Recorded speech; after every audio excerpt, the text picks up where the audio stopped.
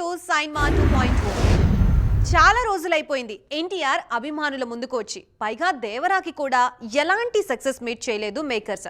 దాంతో భారీగా బాకీ పడిపోయారు ఫ్యాన్స్ కు తారక్. అందుకే చానాళ్ల తర్వాత ఫ్యాన్స్ ముందుకు వచ్చిన ఎన్టీఆర్ ఎన్నో విషయాలు చెప్పారు. అంతేకాదు తన లైనప్ పై కూడా ఒక క్లారిటీ ఇచ్చారు ఎన్టీఆర్. జూనియర్ ఎన్టీఆర్ ప్రస్తుతం వార్ 2తో బిజీగా ఉన్నారు. మొన్నటి వరకు జపాన్ వెళ్లి దేవరను ప్రమోట్ చేసిన తారక్ అక్కడి నుంచి రాగానే మళ్లీ సినిమాలతో బిజీ అయిపోయారు. చాలా రోజుల తర్వాత ఫ్యాన్స్ ముందుకొచ్చిన తారక్ చాలా విషయాలు పంచుకున్నారు. మ్యాథ్ స్క్వేర్ సక్సెస్ మీట్ కాస్త దేవర సక్సెస్ మీట్లా మారిపోయింది. ఫ్యాన్స్ ని చూడగానే చాలా ఎమోషనల్ అయ్యారు తారక్.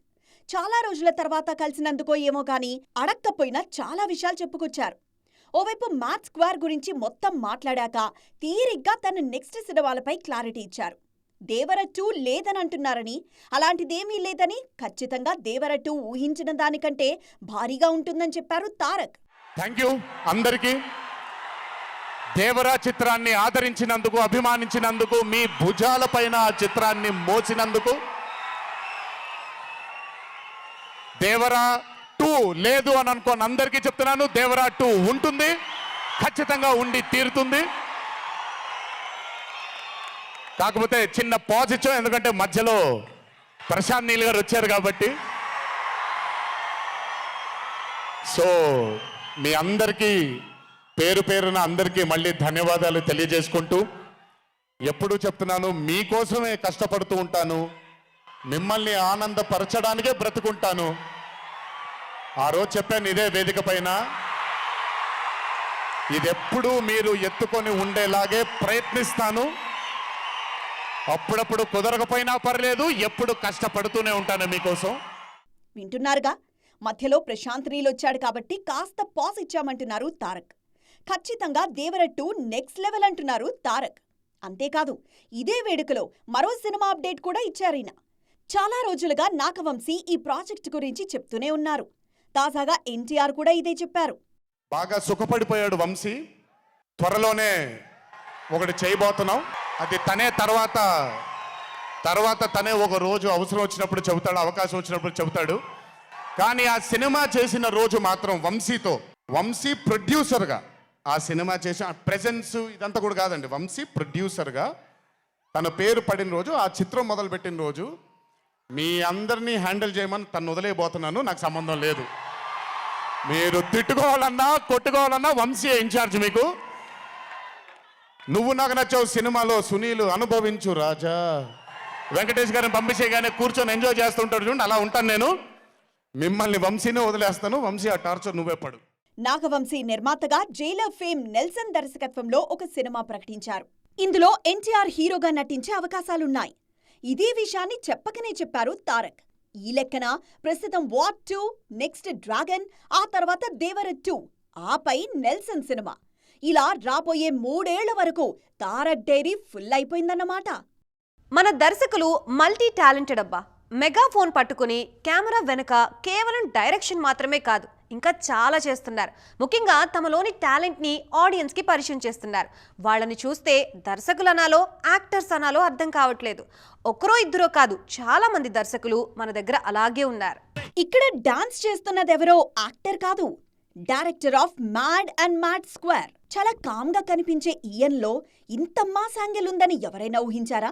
నిన్న మ్యాడ్ స్క్వేర్ ఈవెంట్లో కళ్యాణ్ శంకర్ డాన్స్ వైరల్ అవుతుంది బాగా. ఈయనొక్కడే కాదు, అనిల్ రావిపూడి కూడా మల్టీ టాలెంటెడే. అనిల్ రావిపూడిని చూస్తే ఏ కోశానా దర్శకుడిలా కనిపించడు.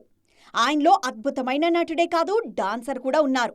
ఆయన అప్పుడప్పుడు బయటకొస్తూ ఉంటాడు. సంక్రాంతికొస్తున్నాం ప్రమోషనల్ వీడియోల్లో అనిల్ కామెడీ టైమింగ్ అందరికీ తెలిసిందే. తాజాగా చిరంజీవి కోసం ఇదే మొదలుపెట్టారు. అనిల్ రావిపూడి అడిషనల్ టాలెంట్ ఆయన సినిమాలకు బాగా హెల్ప్ అవుతోంది. జాతిరత్నాలు ఫేమ్ అనుదీప్ కేవీకి దర్శకుడిగా ఎంతమంది ఫ్యాన్స్ ఉన్నారో, ఆయన కామెడీ టైమింగ్కి అంతేమంది ఫ్యాన్స్ ఉన్నారు. మనోడు బయట కనిపిస్తే కడుపులు చెక్కలే. అలాగే తరుణ్ భాస్కర్ కూడా డైరెక్షన్తోనే కాదు, నటుడిగానే మెప్పిస్తున్నారు. అందుకే చెప్పేది మన కుర్ర దర్శకులంతా మల్టీ టాలెంటెడ్ అని. కొన్ని సినిమాలపై ఉన్న క్రేజ్ గురించి చెప్పడానికి మాటలు సరిపోవు. మన తెలుగులో ఓజీ సినిమాపై ఉన్నట్లు. ఓజీపై ఎందుకంత క్రేజ్ అంటే ఏం చెప్తాం? అలాగే తమిళంలోనూ ఓ సినిమాపై ఇలాంటి క్రేజే ఉంది. తాజాగా ఈ చిత్ర ట్రైలర్ విడుదలైంది. అలా రిలీజ్ అయిందో లేదో సోషల్ మీడియా అంతా తగలబడిపోతుంది ఆ దెబ్బకు. ఇంతకీ ఏంటా ట్రైలర్? కొందరు హీరోల కెరియర్లో కొన్ని సినిమాలపై అంచనాలు భారీగా ఉంటాయి. ఎందుకో తెలీదు. పవన్ కు ఓజీలా అన్నమాట. కేవలం ఒక్క టీజర్తోనే ఈ సినిమాపై ఆకాశమంత అంచనాలున్నాయి. అలాగే తమిళంలో అజిత్ హీరోగా గుడ్ బ్యాడ్ అగ్లీ అనే సినిమా వస్తోంది. అనౌన్స్ చేసిన రోజు నుంచే దీనిపై అంచనాలు మామూలుగా లేవు. గుడ్ బ్యాడ్ అగ్లీతో పాటే విడామియార్చి సినిమా కూడా చేశారు అజిత్. కానీ దీనిపై పెద్దగా అంచనాలు కానీ హైప్ కానీ లేదు. అనుకున్నట్లుగానే ఈ చిత్రం రావడం 3 రోజులకే వెళ్లిపోవడం జరిగాయి. అజిత్ కెరియర్లో one of the biggest disasters లో ఒకటిగా నిలిచింది విడామియార్చి. అందుకే అజిత్ ఫ్యాన్స్ ఆశలన్నీ గుడ్ బ్యాడ్ అగ్లీపైనే ఉన్నాయి. మార్క్ యాంటనీ లాంటి క్రేజీ సినిమా తర్వాత అతిక్ రవిచంద్రన్ నుంచి వస్తోంది గుడ్ బ్యాడ్ అగ్లీ. ఈ సినిమాతోనే మైత్రి మూవీ మేకర్స్ తమిళంలోకి ఎంట్రీ ఇస్తున్నారు. విడామియార్చిలో మిస్ అయిన ఎలిమెంట్స్ అన్నీ ఇందులో కనిపిస్తున్నాయి. త్రిష హీరోయిన్ గా నటిస్తున్న ఈ సినిమాలో సునీల్ కీలక పాత్రలో నటిస్తున్నారు. గుడ్ బ్యాడ్ అగ్లీ ట్రైలర్ చూసి ఫిదా అయిపోతున్నారు అజిత్ ఫ్యాన్స్. చాలా ఏళ్ల తర్వాత అజిత్లోని స్టైలిష్ యాంగిల్ బయటికి తీసుకొచ్చారు దర్శకుడు అదిక్. ఈ సినిమాకు ప్రత్యేకంగా ప్రమోషన్స్ అయితే ఏం చెయ్యట్లేదు. అజిత్ కూడా బయటికి రావట్లేదు, కానీ క్రేజ్ మాత్రం మామూలుగా లేదు. ఏప్రిల్ 10న గుడ్ బ్యాడ్ అగ్లీ విడుదల కానుంది. సినిమాకు కొత్త హీరోయిన్ పరిచయం అవుతుంది, కానీ ఏం లాభం? ఒక్కరు కూడా సక్సెస్ కావట్లేదు కదా. అందుకేగా మన హీరోలకి ఈ హీరోయిన్ల తిప్పలు. కానీ ఇప్పుడు ఇవే తీరిపోయేలా కనిపిస్తున్నాయి. మరో 2 ఏళ్ల వరకు హీరోయిన్స్ కష్టాలు ఉండకపోవచ్చు. చాలా మంది బ్యూటీస్ మేమున్నామంటూ భరోసా ఇస్తున్నారు. మరి ఇండస్ట్రీకి వచ్చిన ఆ కొత్త బ్యూటీస్ ఎవరు?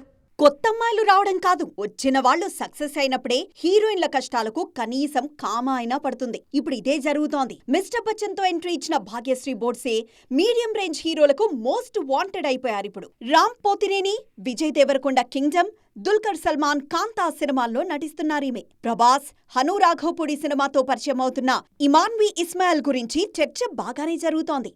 ఈ సినిమా విడుదలకి ముందే ఇమాన్వికి ఆఫర్స్ వస్తున్నాయి.